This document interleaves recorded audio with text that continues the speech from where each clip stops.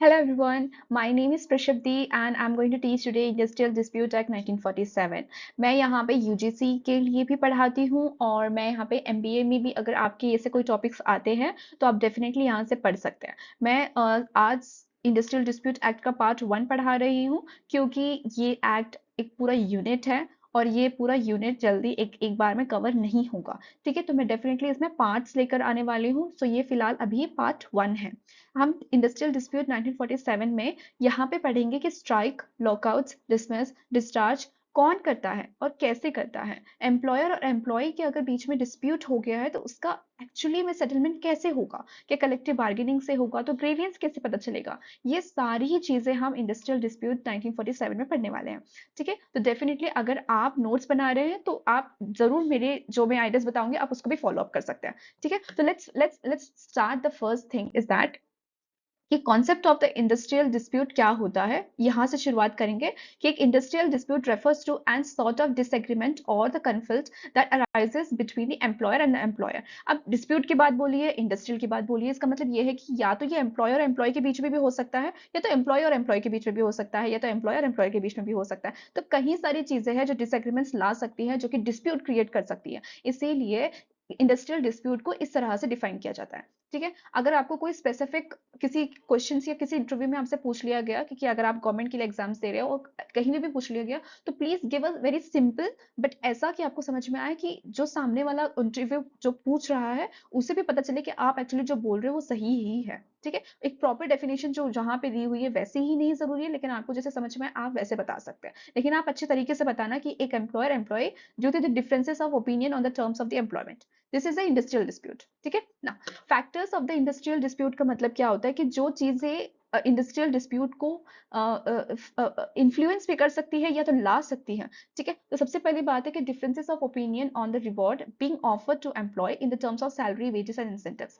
For example if my any of the worker is there और मैं एक worker हूँ और कोई और वर्कर है, अगर उसे ज्यादा सैलरी मिल रही है, मैं भी तो सेम ही काम कर रहा था, इक्वल रेम्युनरेशन एक्ट कहाँ चला गया फिर उसके बाद वेजेस कहाँ चले गए। अच्छा, तो मैं अगर मैं सही काम कर रही हूँ तो उसको ज्यादा इंसेंटिव क्यों मिल रहा है, मुझे क्यों नहीं मिल रहा है। सो this is all the differences जो क्रिएट होते हैं एक ही काम पे।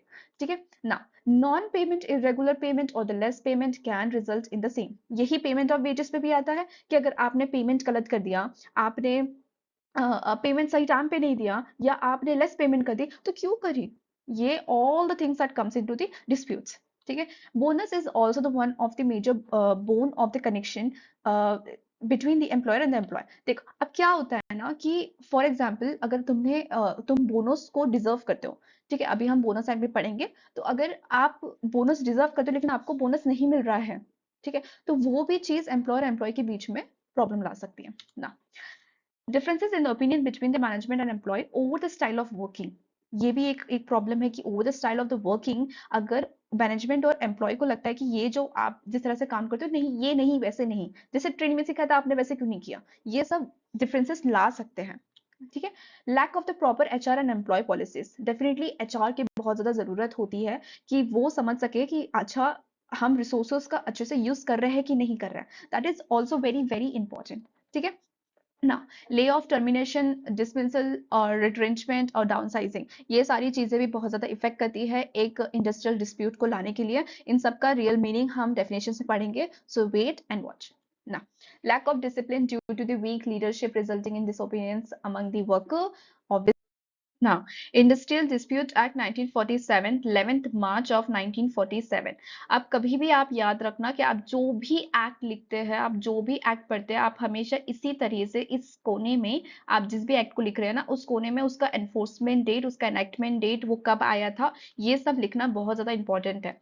क्योंकि अनऑर्गेनाइज सेक्टर कब आया था, 2008 में आया था कि 2009 में आया था, क्या डेट थी, 30 दिसंबर थी कि नहीं थी, ये सब पूछते हैं। ठीक है, तो अगर अनऑर्गेनाइज सेक्टर का एक छोटा सा पार्ट है, एक लेबर वेलफेयर का, अगर वो छोटा सा पार्ट है उसके बारे में पूछ सकते हो, तो इंडस्ट्रियल डिस्प्यूट तो सबसे बड़ा यूनिट ही है, एक पूरा यूनिट है, तो उसके बारे में क्यों नहीं पूछ सकते। इसीलिए प्लीज आप ऐसे करके याद रखना कि 11th March 1947, लेकिन ये एनैक्टमेंट डेट या एनफोर्समेंट डेट अलग हो जाती है, तो वैसे लिखना आप। The act to make the provision of the investigation. अगर हम इंडस्ट्रियल डिस्प्यूट पढ़ रहे हैं तो डिस्प्यूट क्यों हुआ है इसके बारे में जानना बहुत इंपॉर्टेंट है, इसीलिए investigation is also very important. Settlement of the end settlement, okay, and settlement of the industrial dispute and for the certain other purposes. Whereas ये कहता है, अब लॉ के लैंग्वेज में अगर पढ़ना है तो हम ऐसे पढ़ेंगे इसको, ठीक है। For the provision, the investigation and settlement of the industrial dispute for the certain other purposes hereinafter appearing it is hereby enacted as follows. Enacted as follows मतलब एनफोर्समेंट डेट क्या है इसकी, इसकी enforcement date क्या है, 1 अप्रैल 1947। And force कब आया force में, अगर 11 मार्च 1947 में ये आ चुका था तो इसकी एनफोर्समेंट डेट उसी के जस्ट एक महीने में ही आ गई, 1 अप्रैल 1947। किस मिनिस्ट्री के अंतर्गत है ये, ministry of the labour and the employment. The act also lays down that the provision for the payment of the compensation to the workman on account of the closure, lay off and retrenchment. अगर किसी भी employee को compensation मिलेगा अगर workman on the account of the closure, closure का मतलब है कि समझ लो कोई स्पेसिफिक एम्प्लॉयमेंट ही है, या तो समझ लो कोई कंपनी ही है, या तो किसी भी कारणवश कोई भी काम बंद हो चुका है, क्लोजर हो चुका है, तो उसमें उस वर्कमैन को कौन सा कंपेंशन मिलेगा, ले ऑफ कैसे होता है और रिट्रेंचमेंट के इसके ऊपर कंपेंशन मिलते हैं वर्कमैन को, इसके बारे में यहाँ पे दिया हुआ है। A procedure for the prior permission of the appropriate government for laying off or the retrenching the workman or closing down the industrial establishment। appropriate government का नाम लिया, किसी सेंट्रल का भी नहीं बोला, किसी स्टेट का भी नहीं बोला अभी तक, ठीक है। लेकिन अप्रोप्रिएट गवर्नमेंट का नाम बोल रहे हैं, इसका मतलब ये कि वो सेंट्रल भी हो सकती है और स्टेट भी हो सकती है।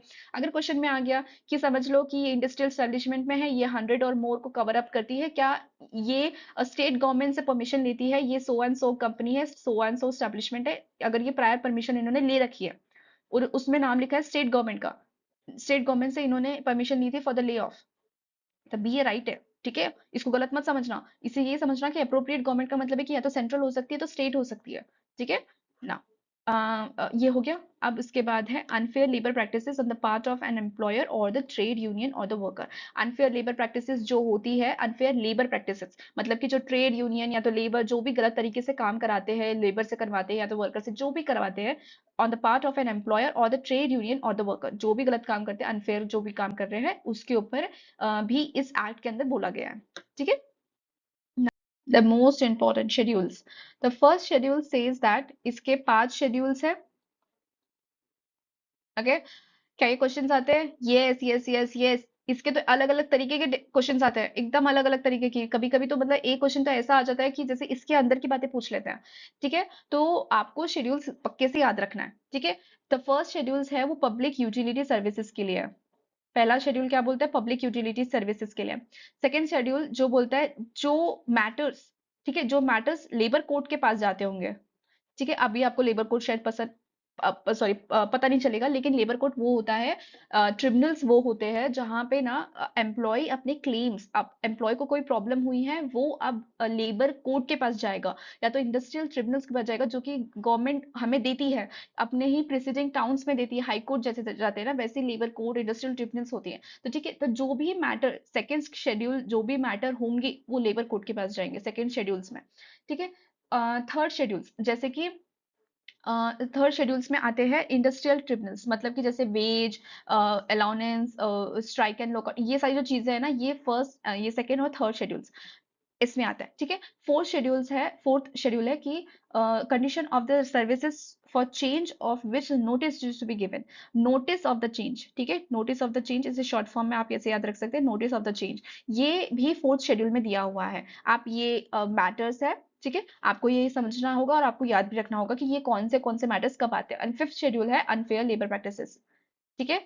ये क्वेश्चन आया हुआ है, ठीक है, हमेशा पूछते हैं हमेशा, क्योंकि मैंने जैसे बोला कि बड़ा यूनिट है, इसमें से क्वेश्चंस आएंगे ही आएंगे। मैच द फॉलोइंग में आते हैं, the first public utility services, second labour code, third industrial tribunals, then fourth notice of the change and fifth schedule is unfair labor practices। इसका एक क्वेश्चन मैंने अटैच भी किया है लास्ट में, इसलिए मैं यहीं से समझा देती हूँ, ठीक है, ताकि आपको जब हम क्वेश्चन तक पहुंचे तो आपको आप पॉज करके आप जल्दी से देख सकते हैं। मैं यहाँ पे क्या बताऊँ, हाँ अगर फोर्थ शेड्यूल की बात करें तो नोटिस ऑफ द चेंज का मतलब होता है कि जैसे समझ लो कि एम्प्लॉय को बताना है कि इतने इतने दिनों के बाद आपकी शेड्यूल, आपका जो स्केड्यूल है आपका काम का, वो बदलने वाला है, ठीक है। तो उसको 21 डेज पहले ही बताना होता है कि उसका जो काम का टाइमिंग है या जो उसके काम की एम्प्लॉयमेंट की जो टाइमिंग है वो बदलने वाली है। तो इसका ये जो सारी जो नोटिस है ना, ये सब उसको पता होने चाहिए। तो ये इसकी इसके इसके टाइमिंग लिखी हुई, कंडीशंस लिखे हुए हैं कि आपको कब कब कैसे कैसे बताना है करके, 21 डेज पहले बताना है, ठीक है। फिफ्थ शेड्यूल्स में लिखा है कि अनफेयर लेबर प्रैक्टिसेस, मतलब कि अगर उसने इलीगल इलीगल तरीके से स्ट्राइक कर लिया, इलीगल तरीके से उसने कोई काम कर लिया, उस इलीगल तरीके से एम्प्लॉयर ने लॉकआउट कर दिया, ठीक है, तो ये unfair labour practices fifth schedule में आता है। First is public utility services, second schedule का मतलब है कि जैसे स्ट्राइक एंड लॉकआउट, ठीक है, गलत तरीके से स्ट्राइक एंड लॉकआउट किया हुआ है। थर्ड शेड्यूल्स है कि वेजेस गलत तरीके से मिले हुए हैं, तो वो इंडस्ट्रियल ट्रिब्यूनल्स थर्ड शेड्यूल्स में आते हैं, ठीक है। Now let's move forward. ना द मोस्ट इंपॉर्टेंट चैप्टर्स, ठीक है, इसमें से एक क्वेश्चन आता ही है, मैच द फॉलोइंग में आ सकता है, या तो पूरा एक ही पूरा क्वेश्चन पूछ लेंगे और उसमें से पूछेंगे कि बताओ अब ये कौन से चैप्टर्स में आता है। फंस सकते हो आप लोग इसमें आराम से, इसीलिए लाइन टू लाइन याद करने की कोशिश करना, ठीक है, मैं जैसे याद दिलाऊंगी। ना चैप्टर नंबर 1 तो डेफिनेशंस में ही आता है, ठीक है। ना chapter number 2, authorities under this act. Authorities का मतलब है कि जैसे चीफ इंस्पेक्टर, या तो फिर जैसे लेबर कोर्ट में कौन आते हैं, कौन से ऑफिसर्स आते हैं, ये अथॉरिटीज है, ठीक है, ये अथॉरिटीज अंडर दिस एक्ट। उसके बाद में आ गया chapter number 2A, notice of change, मतलब जो मैंने बताया ना आपको कि 21 डेज का जो नोटिस देना पड़ता है, कि एम्प्लॉय को बताना पड़ता है कि आपका तो काम बदलने वाला है इतने इतने दिनों में, तो आपको पता होना चाहिए, ठीक है, तो ये नोटिस ऑफ द चेंज। उसके बाद में chapter number 2B, that is reference of the certain individual dispute to the grievance settlement authority. एक इंडिविजुअल का डिस्प्यूट अगर होता है, मुझे प्रॉब्लम हो रही है, अगर मुझे प्रॉब्लम हो रही है तो मैं जो डिस्प्यूट है मेरा एक डिस्प्यूट बन जाएगा, क्योंकि मैं नहीं, मेरे को नहीं पता कि मेरे साथ कौन साथ में देगा, लेकिन मेरे को प्रॉब्लम हो रही है तो मैं किसके पास जाऊंगी, ग्रेवियंस सेटलमेंट अथॉरिटी के पास में जाऊंगी, जो कि बिठाई जाती है सेक्शन नंबर 9C, ठीक है, ये सेक्शन नंबर 9C में आता है। Chapter number 2B section number 9C, ये कौन सा अमेंडमेंट है, 2010 का अमेंडमेंट है, ठीक है ना। Chapter number 3, reference of a dispute to the board courts and tribunals, ये इंपॉर्टेंट है, हाँ जी। आप अपना जो रेफरेंस है ऑफ द डिस्प्यूट आप किसको दोगे, या तो बोर्ड को दोगे, या तो कोर्ट को दोगे, या तो फिर ट्रिब्यूनल्स को दोगे। ये आगे जाके मैं बहुत अच्छे से समझाऊंगी आपको, अभी यहाँ से याद रखना है। Now this is a PYQ, this is the PYQ, this is the PYQ, ये तो कौन से ईयर में आता है ये पूछा था, ठीक है। और इसमें ना ये भी पूछते हैं कि अरेंज इन द फॉलोइंग, इसलिए मैंने इसका अमेंडेड डेट भी लिखा हुआ है, ठीक है। तो ग्रेवियंस है, इसका इसका भी पूछा हुआ है, ठीक है, ये भी पूछा हुआ है। 1976 का स्पेशल प्रोविजन भी पूछा हुआ है, ठीक है, तो आप अच्छे से याद रखना, अमेंडेड डेट्स भी लिखना है आप अपने कॉपी में। Reference of the dispute to the board court tribunals, then chapter number 4, that is procedure power and duties of the authorities, जो अथॉरिटीज हमें दी हुई है ना, उन लेबर ऑफिसर्स की, या उन चीफ लेबर ऑफिसर्स, जो जितने भी अथॉरिटीज दी हुई ना, उन सबके प्रोसीजर्स क्या होंगे, उनकी पावर क्या होगी, वो कौन से तरीके के अथॉरिटीज उनके पास होती है, क्या वो क्या क्या पूछ सकते हैं।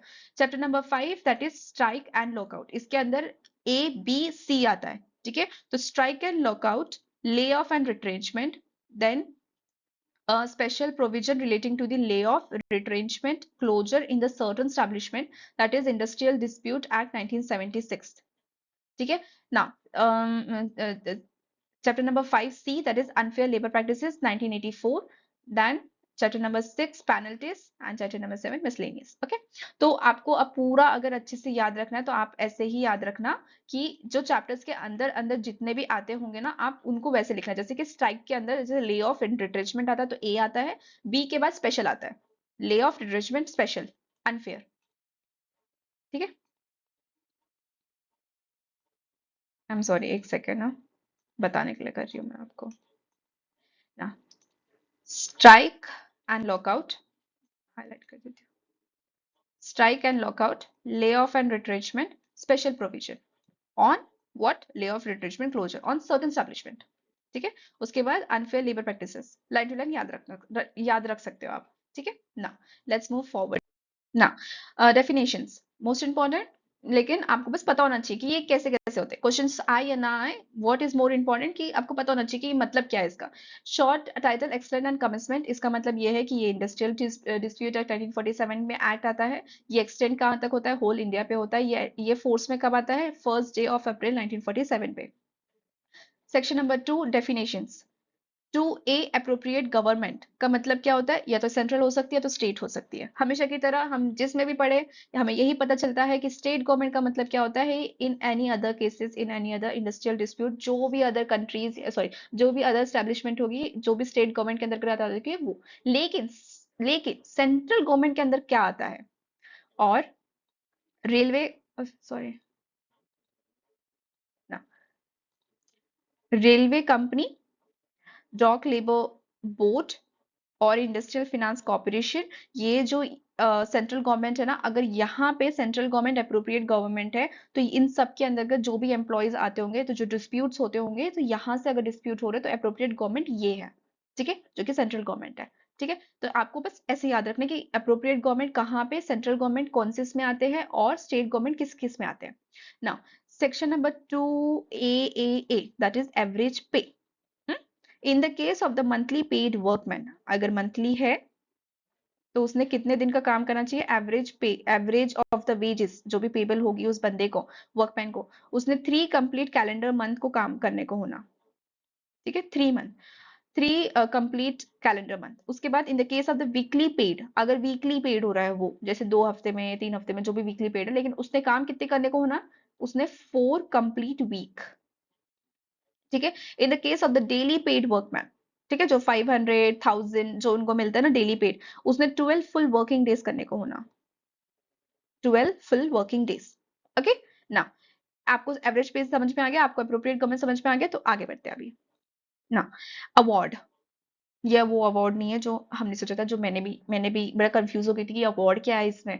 तो अवार्ड का मतलब होता है कि जैसे कि एक फाइनल डिटर्मिनेशन, जो हमें हाई कोर्ट, जैसे हम हाई कोर्ट पे जाते हैं, ठीक है, और हमें मिल गया कि हाँ, हमें मिल गया कि ये डिटर्मिनेशन है, ये फाइनल डिटर्मिनेशन, ये फाइनल रिजल्ट है। ठीक है, तो उसी को अवार्ड पे नाम दिया गया, उसको अवार्ड बोला गया है कि अगर आप जो भी कोर्ट में हुआ है, जो भी फाइनल चीज हुई है, उसे अवार्ड के नाम पे दिया गया। जैसे हमें हम जैसे बास्केटबॉल खेलते थे, तो जैसे हमें सर्टिफिकेट मिलता था ना लास्ट में कि हाँ हम सेकंड आए, हम फर्स्ट आए, हमें जो सर्टिफिकेट मिलते जो हम आज भी घर पे रखे हुआ है, तो वही वाले जो सर्टिफिकेट होता है ना, वैसा ही एक अवार्ड जो कि हमें कोर्ट से मिलता है, जो कि हमें फाइनल डिटर्मिनेशन है हमारे कोर्ट का। ठीक है, तो एक means that or a final determination of an industrial dispute or any question relating to thereto any labor court, industrial tribunals or the national tribunals or the tribunals includes an arbitration award। arbitration में बताऊंगी मैं आगे, ठीक है, arbitration भी आप याद रखना। देयर टू का मतलब ये होता है कि any question relating to thereto का मतलब ये भी हो सकता है कि जैसे समझ लो कि किसी ने पूछ लिया कि नहीं नहीं ऐसा कैसे हो सकता है, आप मुझे बताओ कि ये तो नहीं हो सकता, किसी एम्प्लॉय ने किसी एम्प्लॉयर को बोल दिया कि आप ऐसे कैसे कर सकते हो, कुछ भी हो गया, जैसे एम्प्लॉयर ने बोल दिया कि तुम ऐसे कैसे बोल सकते हो कि मैं तुम्हें वेजेस तुम्हें गलत दे रहा हूँ, ऐसा वैसा जो भी है, जिस भी तरीके से हो रहा हो, अगर समझ लो कि उसने बोला है कि मेरे तो कोर्ट ने मुझे फाइनल डिटर्मिनेशन दिया है, ये रहा क्वेश्चन, तो ये रियल है कि आप लेबर कोर्ट और इंडस्ट्रियल ट्रिब्यूनल, आप जिससे भी आपको जो अवार्ड मिला है वो दिखा के बता सकते हो कि ये वो क्वेश्चंस आप नहीं पूछ सकते क्योंकि ये तो कोर्ट से आया हुआ है। ठीक है, तो ये वो है ना। Section number 2 B banking company. ठीक है, कि ये याद रखने की जरूरत है, नहीं नहीं नहीं नहीं, नो नो नो, बस पता होना चाहिए, मतलब पता होना चाहिए। ठीक है, बीबी दैट इज बैंकिंग कंपनी का मतलब ये होता है कि जो बैंकिंग कंपनी जिस तरह से डिफाइन करी होगी बैंकिंग कंपनीज एक्ट 1949 में, उस तरह से यहाँ पे डिफाइन है। ठीक है ना। सी का मतलब है board, CB, okay, board. Board means a board of conciliation constitute under this act. Board of conciliation, conciliation का मतलब यही होता है कि हम प्रिसीडिंग ऐसी करें कि ताकि वो जल्दी से जल्दी खत्म भी हो सके और जल्दी से जल्दी सॉर्ट आउट भी हो सके, जो भी डिसएग्रीमेंट्स हुई है उसको हम जल्दी से जल्दी बंद कर सकते हैं। बोर्ड ऑफ कंसिलिएशन जो है इसका मतलब है कि बोर्ड। ठीक है, बोर्ड। ठीक है ना। सी सी ये आता है, ठीक है, ये आया हुआ है, C C is the closure, that is mean a permanent closing down of a place of the employment or the part ऑफ देयर ऑफ, जैसे कि मैंने बहुत पहले अभी भी समझाया था। ठीक है, अभी बहुत पहले भी समझाया था कि कोई एम्प्लॉयमेंट बंद हो गई हो, कोई पार्ट ऑफ द एम्प्लॉयमेंट बंद हो गई, कोई पूरी कंपनी ही बंद हो गई हो, या तो कोई समझ लो कोई प्लेस बंद हो चुकी हो एम्प्लॉयमेंट की, तो वो होता है क्लोजर।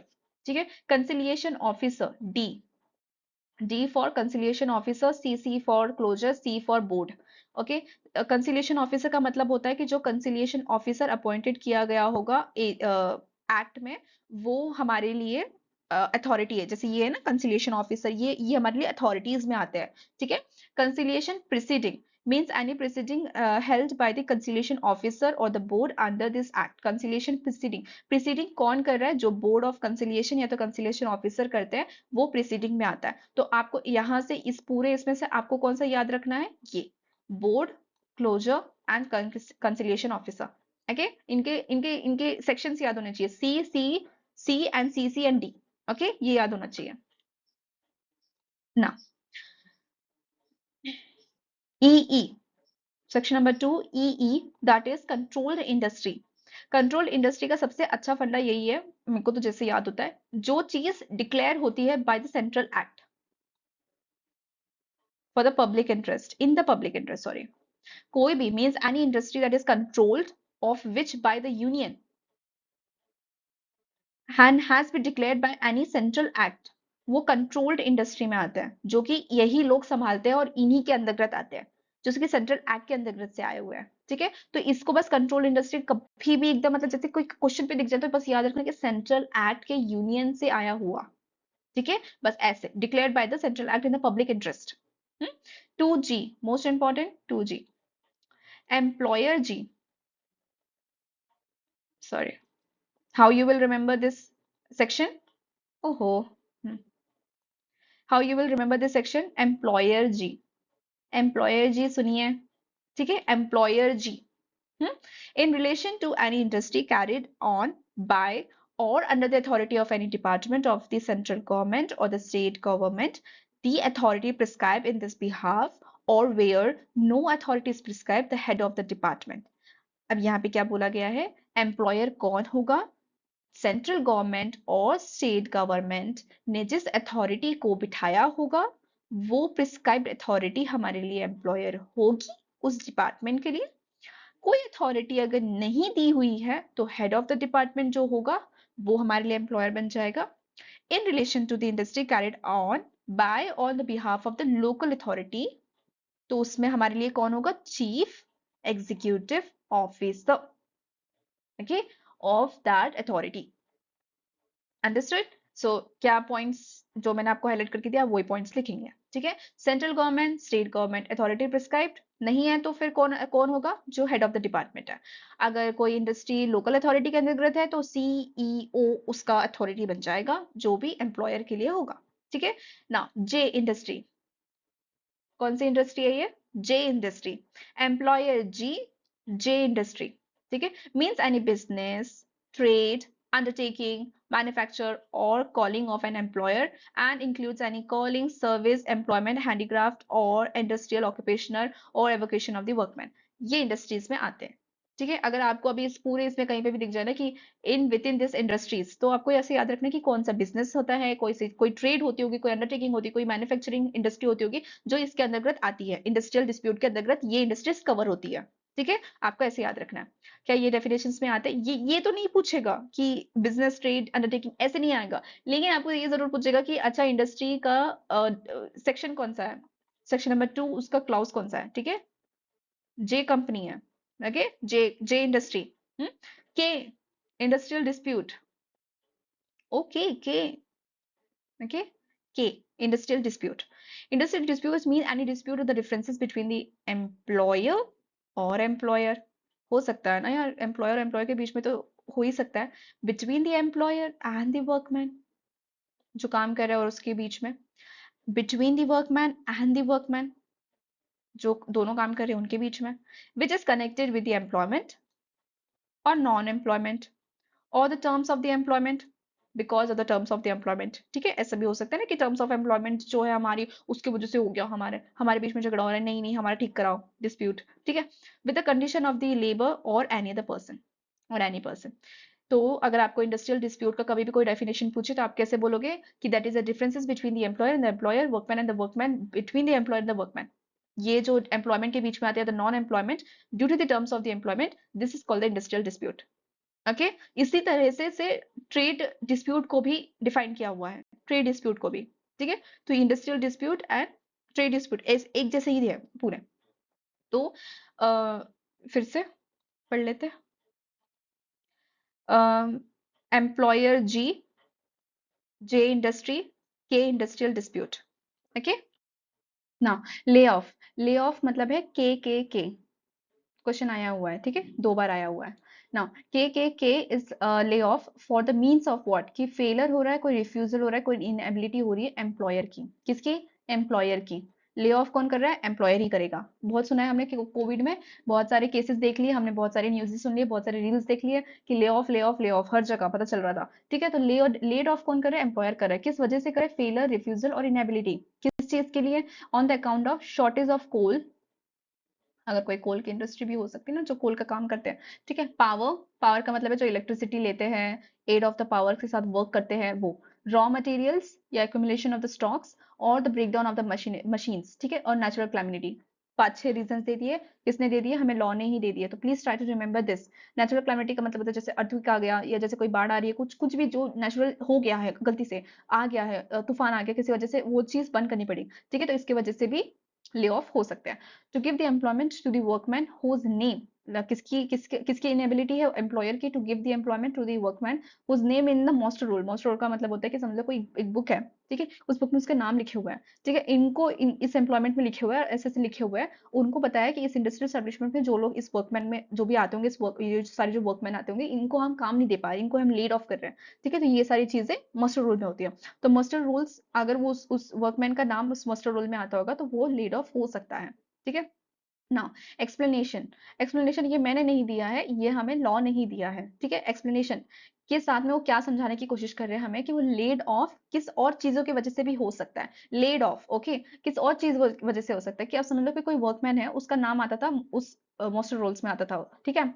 उस मास्टर रोल्स में आता था, लेकिन वो इंडस्ट्रियल एस्टेब्लिशमेंट में काम करता है और उसने खुद को प्रेजेंट किया है, उसने खुद को प्रेजेंट किया है एट द वर्क, ठीक है, उस एम्प्लॉयमेंट के लिए। For the time appointment for the during normal working hours, normal working hours जैसे समझ लो कि 9 से 5, ठीक है, 9 से 5 वाला काम, ठीक है। एंड उसने या उसको, सॉरी उनको, ऐसा भी बोल सकते हैं, नॉट गिवन एम्प्लॉयमेंट, उसको काम नहीं दिया है, उस वर्कमैन को अभी तक काम नहीं मिला है, लेकिन कितने आवर्स? With in 2 hours. क्या ये पीवाईक्यू बन सकता है? बहुत डीप डाउन क्वेश्चन है, डेफिनेटली बन सकता है, डेफिनेटली। अगर वो अंदर की बातें ऐसे पूछ सकते तो डेफिनेटली मैं कहती हूँ कि ये भी पूछ सकते हैं वो, ठीक है। Within the 2 hours and deem to be laid off, shall deem to be laid off. दूसरी बात क्या बोली है कि instead of being given employment at the commencement of any shift, समझ लो कि provided that if the workman instead of being given employment at the commencement of any shift any day is asked to present himself, उसको बोला है कि काम चल रहा है, इस शिफ्ट के लिए आ जाओ, ठीक है, for the purpose during the second half of the shift. Purpose क्या है? Second half of the shift of for any day in the given employment, then he shall be deemed to have been laid off only for 1/2 of that day. And एक और चीज क्या बोली है? Provided that further he is not given such employment even after so presenting himself. कब? उसको जिस जिस चीज के लिए बुलाया गया था सेकेंड हाफ के लिए ना, उसमें अगर उसको काम नहीं मिला है, उसको फिर भी बुलाया, वो आ भी गया और उसको फिर भी काम नहीं दिया गया है, shall not be deem to be laid off for the second half of the shift, बोला है, ठीक है, ऐसे बोला है। तो आपको इसमें क्या याद रखना है? 2 आवर्स याद रखना है। इसमें क्या याद रखना है? 1/2 ऑफ द डे के लिए याद रखना है। इसमें क्या याद रखना है? सेकेंड हाफ के लिए वो not deem to be laid off, ठीक है ना। आप इसको बार बार रीड करेंगे, आपको जरूर, आपको लाइन समझ में आएगी। मैं तो आपको नोट्स पे बताने के लिए हाईलाइट्स करके बताती हूँ, लेकिन आप डू रीड। लॉ है, पढ़ने की कोशिश करो, बहुत मजा आता है फिर पढ़ने में। ये तो ऐसे ही याद हो गया है अभी इतना पढ़ पढ़ के, ठीक है। तो आप भी पढ़ोगे, आपको भी जल्दी जल्दी समझ में आएगा ना। Let's move forward. ये तो सारी डेफिनेशन से आज पार्ट 1 में कवर करी, तो आप जल्दी हो जाएगा आपका। Now L for lockout, L for lockout, K for lay off, ये भी पीवाईक्यू है, ठीक है। Lockout means a temporary closing, lockout का मतलब है temporary, temporary closing of the place of the employment or suspension of the work or the refusal of any employer to continue to employ any number of the person employed by him। ये definitions closure, जो closure का जो definition है factories act में, उसका उस चीज का डेफिनेशन पूछा गया था और ये क्वेश्चन आया था डेफिनेशन लिखकर, और उसमें बोला था कि लॉकआउट का है, कि ले ऑफ का है, कि क्लोजर का है, कि किस चीज का, सस्पेंशन ऑफ वर्क का डेफिनेशन है, किस चीज का डेफिनेशन है। इसलिए लॉकआउट का डेफिनेशन आपको याद रखना जरूरी है। एक टेम्परेरी क्लोजिंग है, लॉकआउट का मतलब है कि टेम्परेरी क्लोजिंग है, किसी चीज का सस्पेंशन होना, किसी किसी वर्क का रिफ्यूजल होना, इसीलिए वो एक टेम्परेरी है। तो लॉकआउट का मतलब है कि जो टेम्परेरी, जो कि एम्प्लॉयर करता है, तो छोटी चीजों के लिए, जो छोटे वक्त के लिए है। ठीक है, आई एम सो सॉरी ना। Public utility services means what. आगे हम लोग एन, ये मैं कैसे याद करती हूँ मैं बताऊंगी, ठीक है।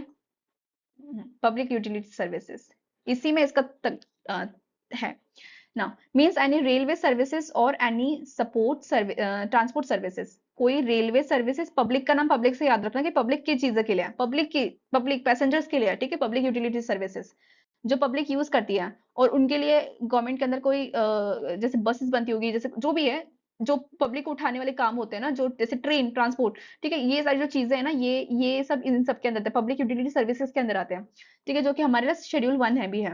एनी रेलवे सर्विसेज और एनी ट्रांसपोर्ट सर्विसेज और the carriage of the passenger, तो ये क्या हो गया, पब्लिक यूटिलिटी में आ गए। Any services in the connection with the working of the major port, port port जो जो डॉक पोर्ट होते हैं ना, जो जहां से शिप पे से लेके लेके जाते हैं, वो major port. Any section of the industrial establishment in the working with the safety of the establishment of the workman employed in therein depends. Any postal telegraph or telephone services, any industry which supplies power, light, water and to the public, ठीक है। Any system of the public conservancy or sanitation, जो चीज public के लिए होगी, public utility service में schedule 1 में आती है, ठीक है। प्लीज याद रखना कि ये क्या है, मैं इसको याद याद दिलाने के मैंने लास्ट में लिखा हुआ है ना। रिट्रेंचमेंट, सेटलमेंट एंड स्ट्राइक, मैंने अभी तक इतना जो बोला मैंने, लेकिन अब फाइनली हमको पता चल रहा है कि रिट्रेंचमेंट का मतलब क्या होता है, ठीक है ना। रिट्रेंचमेंट मतलब होता है कि, कैसे याद रखेंगे, सेक्शन नंबर 00 ओ, ओके, ओ, मैं तो इन्फिनिटी के नाम से याद रख रही थी, लेकिन ओ ओ, ठीक है। ओ ओ रिट्रेंचमेंट मींस, ओ रिट्रेंचमेंट ऐसे, हाँ, means a termination by the employer, termination by the employer. Termination हो रहा है, रिट्रेंचमेंट में टर्मिनेशन का नाम आ गया। Termination of the services of the workman for any reason whatsoever otherwise than as a punishment, कोई पनिशमेंट दी गई है ना, वो रिट्रेंचमेंट में नहीं आती है, वो पनिशमेंट है, inflicted by the way of disciplinary action, but does not include कोई वॉलंटरी रिटायरमेंट हो गया, कोई retirement of the workman by reaching the age of the superannuation का मतलब होता है कि कोई जैसे कोई 58 ईयर्स के हो गए हो और उनका सुपर एनिमेशन हो गया कि ये इस एम्प्लॉयमेंट के लिए इतनी एज चाहिए थी, आपका सुपर एनिमेशन हो चुका है, ठीक है। This is termination of the service of the workman as a result of the non renewal of the contract, कोई कॉन्ट्रैक्ट बना हुआ था कि आपका इतने ही महीनों के लिए कॉन्ट्रैक्ट है, आपका अब कॉन्ट्रैक्ट जो है नहीं चल सकता, आपका कॉन्ट्रैक्ट खत्म हो गया है, आपका टर्मिनेशन हो चुका है इस कॉन्ट्रैक्ट में, क्योंकि अब ये नया नहीं बन सकता, या ये फिर से नहीं बन सकता, ठीक है, तो इसलिए आपको रिट्रेंचमेंट हो रहा है। तो ये सब इन चीजों में नहीं आता है, ठीक है, ये सब नहीं आता है रिट्रेंचमेंट में। रिट्रेंचमेंट का मतलब होता है कि termination of the employer, what's of the reason, लेकिन वो पनिशमेंट नहीं हो सकती, ठीक है, कोई भी रीजन हो वो दिया हुआ है, ठीक है ना। But does not include voluntary retirement due to the superannuation, termination क्योंकि कॉन्ट्रैक्ट नहीं बन सकता, termination the services of the workman on the ground of the continued ill health, कोई इल हेल्थ मतलब कि कोई वर्कर जो है ना वो बीमार है, ठीक है, तो उसकी वजह से क्या होगा, उसको रिट्रेंच नहीं किया जाएगा, उसको रिट्रेंच के अंदर डेफिनेशन में नहीं लिया जाएगा, वो किसी और रीजन की वजह से टर्मिनेट हो गया, जो कि है इल हेल्थ, ठीक है। अब अब ये बहुत अच्छा है, settlement, P settlement, Q strike. How I remember कि क्यू स्ट्राइक पे सेटलमेंट, क्यू स्ट्राइक पे सेटलमेंट, सेटलमेंट क्यू क्योंकि स्ट्राइक, ऐसे आप कह सकते थे। पे मतलब पी, सेटलमेंट, क्यू मतलब स्ट्राइक, क्यू हुआ स्ट्राइक, पे सेटलमेंट। पता नहीं मैंने ठीक से समझा है कि नहीं समझा, लेकिन आपको अगर समझ में आएगा तो very good. Means the settlement arrived at in the course of the conciliation preceding, जो कि बोर्ड ऑफ कंसिलिएशन ऑफिसर्स जो कंसिलिएट करते हैं ना एम्प्लॉयर एम्प्लॉय के बीच में, या ट्रेड यूनियन जो भी है जिनके बीच में भी डिस्प्यूट हो गया उसके बीच में कंसिलिएट करते हैं, ठीक है, उनके बीच में बातें करते हैं, उनको उनको बताते हैं कि ये कर सकते हो आप ऐसे ऐसे कोर्सेज, आप ऐसे ऐसे तरीके से आप एक दूसरे को ठीक कर सकते हो इस डिस्प्यूट को। तो ये जो कंसिलिएट करते हैं ना, इसकी प्रोसीडिंग होती है written agreement between the employer and the workman arrived at the otherwise then in the course of the conciliation proceeding in such agreement as to be signed by the parties thereto and manners prescribed in the copy। ये सारी चीजें appropriate government को पता रहनी चाहिए, authorise होना चाहिए, जो ऑफिसर है वो ऑथराइज होना चाहिए appropriate government and conciliation officer से। उसके बाद ये चीज जो भी साइन होगी ना कॉपी, जो भी प्रिसीडिंग जो भी सॉरी कंसिलिएशन ऑफिसर जो भी हमें रिपोर्ट देगा, हमें जो भी है साइन करके भेजना होता है अप्रोप्रिएट गवर्नमेंट के पास में, कंसिलिएशन ऑफिसर के पास पता होना चाहिए, ठीक है। तो ये सारे जो सेटलमेंट्स है इसका मतलब ये होता है, ओके। अगर समझ में नहीं आएगा तो प्लीज रिमाइंड इट, ओके ना। क्यों, क्यू का मतलब है कि स्ट्राइक, ठीक है। क्यू हुई स्ट्राइक, पे सेटलमेंट ना, मींस कोई स्ट्राइक का मतलब क्या हो गया कि स्ट्राइक का मतलब है कि जैसे एक पर्सन है, एम्प्लॉयड है, ट्रेड यूनियन है या जो भी है, एक कॉम्बिनेशन ऑफ द बॉडी है, ठीक है। उन्होंने क्या किया है, स्ट्राइक कर दी है कि हमें ये काम सही नहीं लगा, हमारे साथ गलत हो रहा है, जो भी है इसके ऊपर स्ट्राइक करिए। तो एक person work by the body of the person, बहुत अच्छे वर्ड्स यूज करता है हमारे लिए लॉ है ना, बहुत अच्छे वर्ड्स यूज करता है। इसने ऐसे नहीं बोला कि ग्रुप ऑफ द पीपल, ऐसा नहीं है, बहुत अच्छे तरीके से यूज करते हैं वो, of the work by any body of person employed in any industry acting in the combination or the consent refusal or the refusal under the common understanding or number of the person uh, who are or have been employed to continue to work on the accept the employment, जो accept नहीं करना चाहते employment को, जो बोलना चाहिए हम continue करना नहीं चाहते, ये सारी चीजें जो strike को लाती है, okay ना। now QQQ that is QQ that is trade union, जो कि registered trade होती है trade union 1926 के एक्ट के अंतर्गत, ठीक है। ट्रिब्यूनल्स, ट्रिब्यूनल्स का मतलब क्या होता है कि जो 7A में आती है, जो कि है इंडस्ट्रियल ट्रिब्यूनल, जैसे कि है section number 7A and includes the industrial tribunal constituted under the 10th day of the March 1957 under this act। Unfair labor practices ये है PYQ, that is RA। Unfair labor practices means that fifth schedule में जैसा बोला गया है वैसे। Unfair labour practices के हम लोग जो पूरा एक लाइन पूरा एक फॉर्म जैसा है कि अनफेयर लेबर प्रैक्टिसेस कौन से तरीके होते हैं, वो सारी चीजें हम फिफ्थ शेड्यूल में पढ़ेंगे। वेजेस दैट इज RRR, ये थोड़ा सा बड़ा है इसलिए मैं इसको थोड़ा सा इस पे समझाऊंगी। Means all the remuneration capable of being expressed, कोई भी रेम्युनरेशन जो एक्सप्रेस हो सकती है in the terms of money which would if the terms of the employment expressed or implied will fulfill payable to the workman in respect of his employment or the work done by his employment। अब कोई भी wages जो है जो कि express हो रही है the terms of the money express और द इम्प्लाइड और were fulfilled by the payable of the workman, जो भी वो काम कर रहा है उसके उस अंतर्गत उसको काम मिल रहा है ना, उसको वेजेस मिल रहा है ना, तो उसको अगर वो इम्प्लाइड हुआ या एक्सप्रेस हुआ है उसको वेजेस कहते हैं। लेकिन ये वेजेस जो है किन चीजों को एक्सेप्ट करते हैं, किन चीजों को नहीं करते हैं। सच अलाउंस इंक्लूडिंग डियरेंस अलाउंस, ठीक है, डियरेंस अलाउंस, आपको पता होगा आपके मम्मी पापा को मिलते होंगे डीए, आपके मम्मी पापा बता देंगे कि इस बार का डीए इतना मिला है, इस बार का डीए उतना मिला है। तो dearness allowance as a workman is for the time being, जो भी डियरेंस अलाउंस आता है वो। The value of the house accommodation, अभी तक minimum wages act, payment of wages act, bonus act में कहीं पे भी हाउस एकोमोडेशन नहीं था, लेकिन हाउस एकोमोडेशन यहाँ पे है, ठीक है।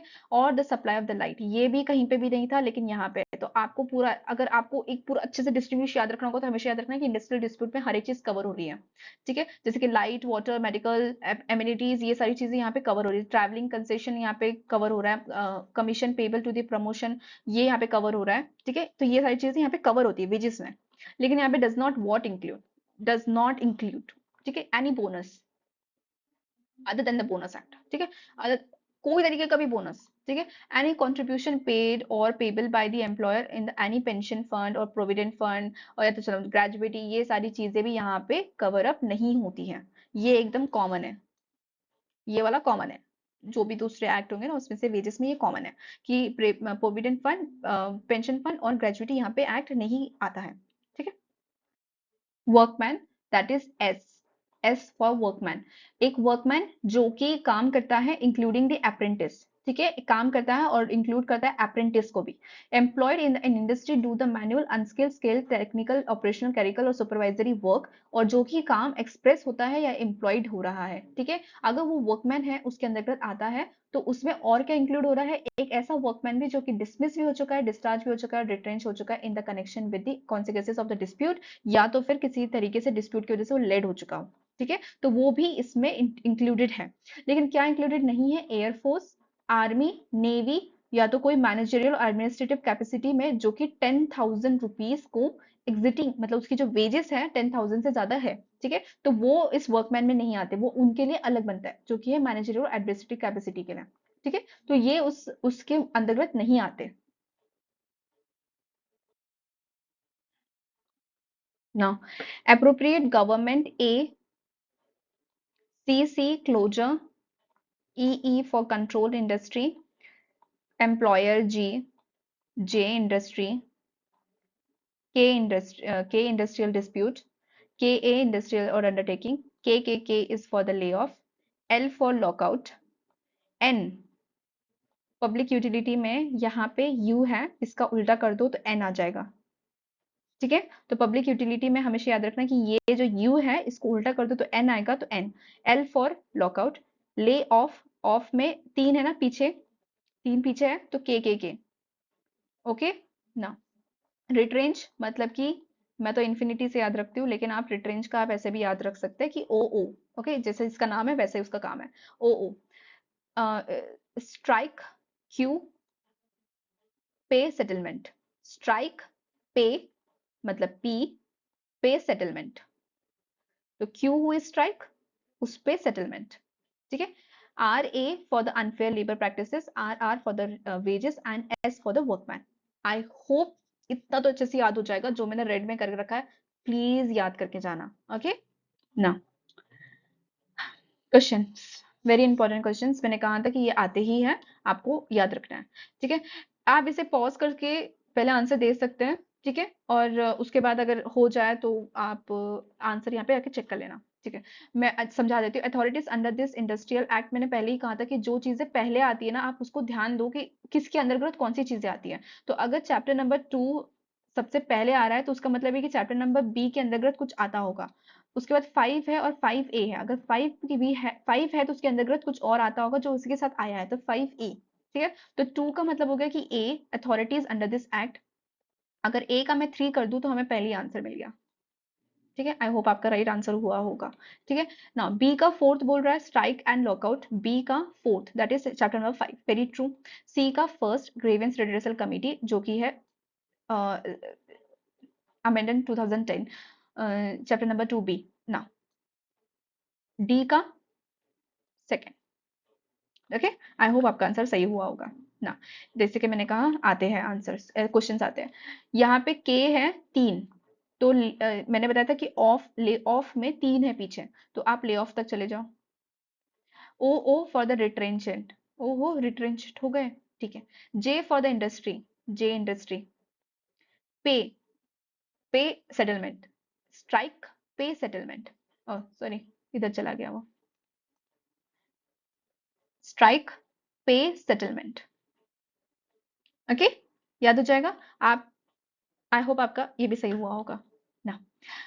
Under which schedule of the Industrial Dispute 1947 Public Utility Services has been listed out?